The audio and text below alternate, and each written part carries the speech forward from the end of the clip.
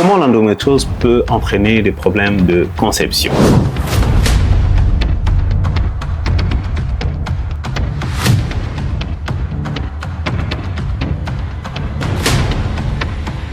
Nous recevons plusieurs fois cette question. Docteur, est-ce que l'endométriose veut dire être incapable d'avoir des enfants?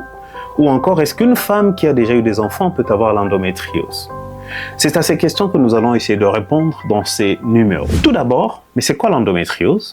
L'endométriose, c'est le fait qu'un tissu qui ressemble au tissu de la couche qui produit les règles et qui généralement est à l'intérieur de l'utérus ou de la matrice se retrouve à un autre endroit de l'organisme. Ça peut être théoriquement partout. Et comme c'est un autre endroit de l'organisme qu'à l'intérieur de la matrice ou de l'utérus, lorsque la femme a les règles, il se produit entre guillemets aussi des règles à ces autres endroits où ce tissu va se situer.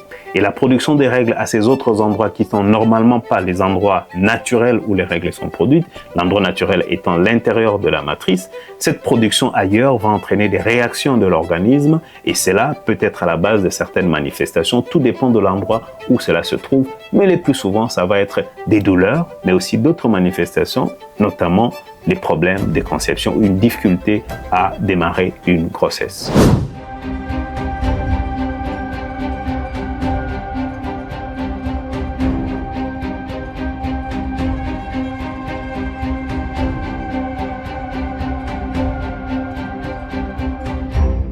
Ce qui est sûr, c'est qu'il y a une relation entre l'endométriose et l'infertilité, qui est aussi définie comme l'incapacité de concevoir après une certaine durée d'une vie sexuelle régulière, entre 6 et 12 mois, tout dépend de l'âge.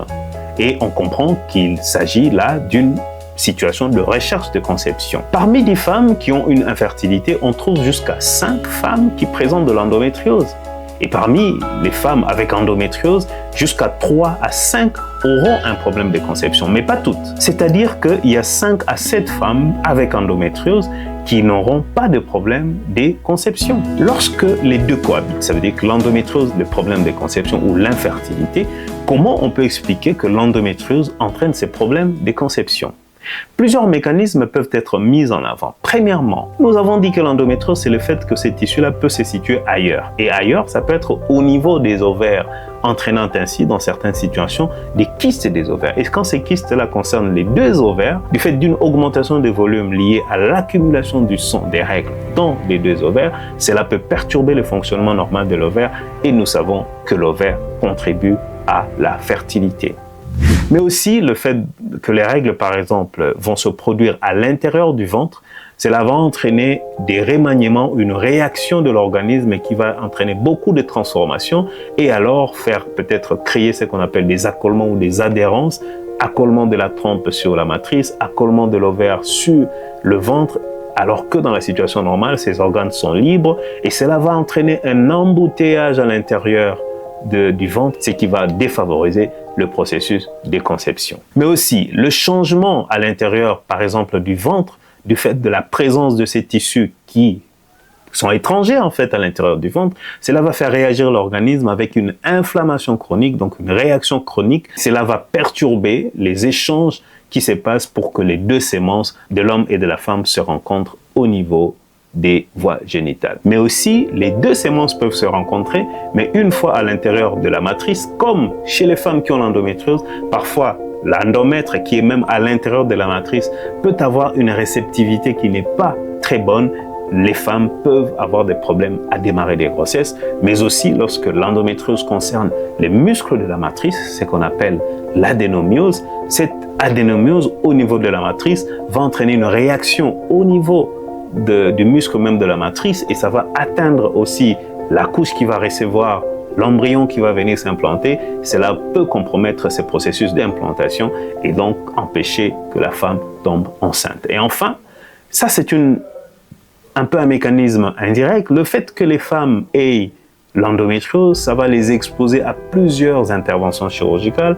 On a vu par exemple des femmes qui ont été opérées plusieurs fois sur les ovaires et ces chirurgies répétées sur les ovaires peuvent entraîner une diminution, une insuffisance du capital ovarien et de ce fait-là compromettre la fertilité de cette femme. Vous avez compris que tous ces phénomènes ne vont pas arriver de la même manière chez toutes les femmes. Et donc pour répondre aux questions, l'endométriose peut en effet rendre plus difficile la conception ou l'empêcher totalement. Mais plusieurs femmes qui ont l'endométriose peuvent avoir des grossesses tout à fait de manière normale.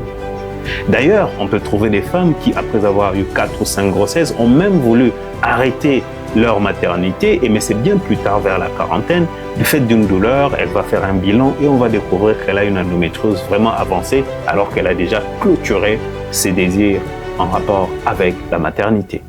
Oui, en cas d'endométriose, on peut avoir des problèmes de conception liés à cette maladie. Oui, les femmes qui ont l'endométriose peuvent avoir des enfants soit naturellement ou soit après un suivi. Oui, on peut avoir eu des enfants normalement, mais quand même avoir de l'endométriose. Merci d'avoir suivi cette vidéo. Si vous l'avez aimé, n'oubliez pas, likez-la, montrez-nous que vous l'avez aimé. Et encore plus important, abonnez-vous à la chaîne pour ne pas manquer les prochains épisodes. Dites-nous dans les commentaires si vous avez aimé la vidéo, laissez-nous des questions, on ne manquera pas d'interagir. Et proposez-nous d'autres sujets sur lesquels vous voudriez qu'on développe des vidéos pour permettre cette interaction. Merci beaucoup et on se voit au prochain numéro.